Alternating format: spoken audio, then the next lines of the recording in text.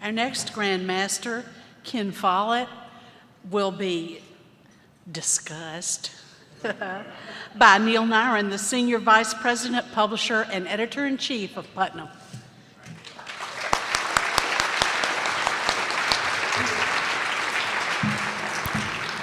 Hi, as you've just heard, I'm the Publisher and Editor-in-Chief of Putnam. So you may be curious as why I'm the one up here introducing Ken, since he is published by Dutton. And very well, too. So, of course, there is a story. Long ago, in a galaxy far, far away, I was working at a small publisher when an agent named Al Zuckerman, with whom we'd recently had a bestseller. It was a biography of Montgomery Clift, if you want to know. You younger people can ask your parents. So Al had sent in a manuscript of a novel called Storm Island, and I went to my boss and I said, this is really very good, we should buy it. But we both thought that the title was a little bit too women's gothic, so it ended up being retitled Eye of the Needle. Now, the author was this nice young British guy who actually flew over to meet us while we were still organizing our marketing plans and such. And it just happened to be during the same week as the Edgar Awards dinner.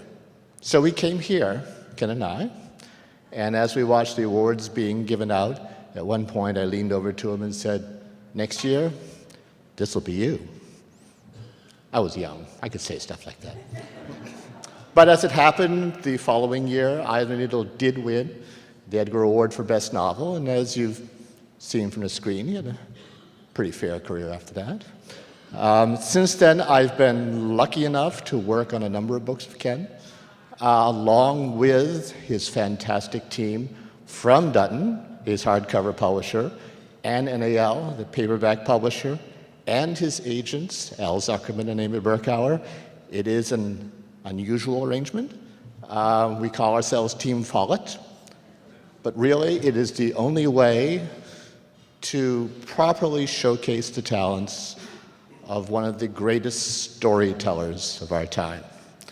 A writer who is equally at home with the wonderful thrillers that we're celebrating tonight and those magnificent, great, sweeping historical sagas that have captured the world, and a man that I am proud to introduce tonight as your Grand Master, Ken Follett.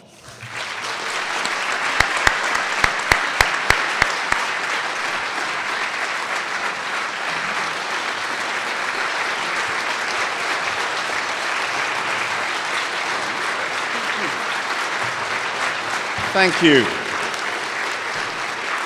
Thank you, ladies and gentlemen, friends and colleagues, for this very thrilling award. And it is very special to have a second Edgar. I was reading an interview with Paul McCartney, and he was asked what he thinks now when he hears the Beatles music, and he said, I listen to those songs and I think, clever boy. And that's how I feel if I pick up Eye of the Needle and look at it. I think I was 27, and I'm very proud that at that young age I was able to write something good enough to win an Edgar, and I'm even more proud now to have a Grand Master Award. I thank you very sincerely. I'm often asked, what makes a successful book? And of course, everybody in this room knows that there isn't a formula and there isn't a simple answer to that question. We do all kinds of different things. We try to write clear sentences, we try to use vivid imagery, we try to create interesting characters and put them in wonderful dramatic situations. But I've been thinking for 40 years about the question, what makes a successful book? And I think the most important thing is to get from the reader an emotional reaction to the story. If the reader's heart beats faster, tears come to the eyes, the reader feels angry about what's happening in the story or worried. If the reader develops hopes and fears about what's going to happen in the story, then I think we've got them. If they're beginning to hope that it will turn out this way and fear that it will turn out that way, then they're going to turn the page, and we've captured them.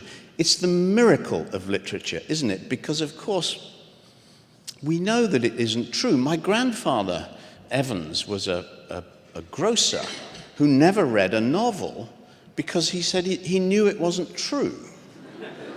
And you see, I mean, you can see his point. It is kind of weird that we have these emotional reactions to things that, and you know that Follett made it up, don't you? Why do tears come to your eyes? So that's the miracle of literature. And I just want to say one more thing about that, because it is a miracle. And we entertain people, and everybody in this room is involved either in creating literature or in taking it to the public. And so we all do this together. And what we do is we help people to understand the lives of others in an emotional way. When people read a novel, they enter into the emotions of somebody else. And I think that makes us better people and more civilized people. There's a wonderful book by Steven Pinker, which has been a big bestseller, called The Better Angels of Our Nature. And he argues that the human race has become dramatically less violent and less cruel. Fewer murders, fewer muggings, fewer rapes, less war, less torture, less capital punishment, all of these things. The world is becoming a kinder place. And he asks in this book, what's caused that? And he identifies the invention of the novel in the 18th century and the spread of literacy and cheap printing, so that large numbers of people read novels, enter emotionally into the lives of other people, and we become kinder people. Isn't that great? I really want to believe that.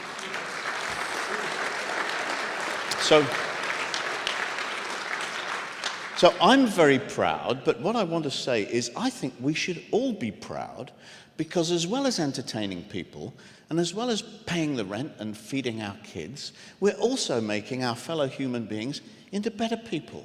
So let's all be proud tonight. Thank you.